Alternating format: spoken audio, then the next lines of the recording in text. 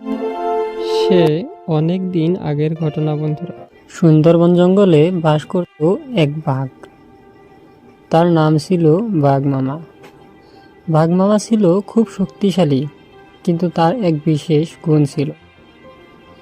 সে ছিল খুবই ধীরগামী ও দয়ালু। জঙ্গলের অন্যান্য পশুরা তাকে ভয় পেত, কিন্তু বাঘ মামা কখনো কাউকে আক্রমণ করত না। সে কেবলই শান্তভাবে নিজের কাজ করত। একদিন জঙ্গলের একটি ছোট্ট মেয়ে হরিণ বাঘ মামার কাছে এসে বলল, মামা, তুমি তো খুবই শক্তিশালী, তুমি আমাদের সবাইকে সাহায্য করতে পারো না? বাঘ মামা হাসি দিয়ে উত্তর দিল, আমি কিভাবে সাহায্য করতে পারি ছোট হরিণ? ছোট হরিণটি বলল, আমাদের জঙ্গলে একদল শিকারী এসেছে, তারা আমাদের ধ্বংস করতে চায়। তুমি যদি আমাদেরকে সাহায্য করো, তবেই আমরা রক্ষা পাবো শিকারীদের হাত থেকে। বাঘ মামা তখন ভাবল, আমি তো সব সময় শান্ত থাকতে পছন্দ করি, কিন্তু এই ছোট প্রাণীগুলোর জন্য যদি কিছু করতে পারি, আমারও একটু ভালো লাগবে।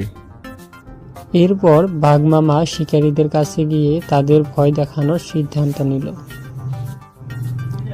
বাঘ মামা একদিন গভীর রাতে শিকারীদের শিবিরে চলে গেল।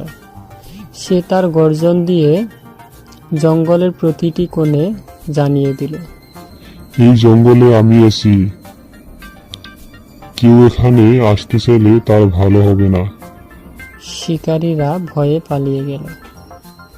এভাবেই বাঘ মামা জঙ্গলের প্রাণীদের রক্ষা করলো এবং তাকে সবাই অনেক শ্রদ্ধা করতে শুরু করলো।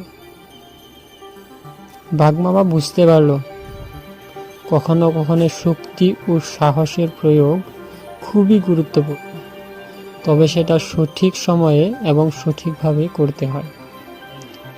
এই গল্পটি থেকে আমাদের শিক্ষা নেওয়া উচিত।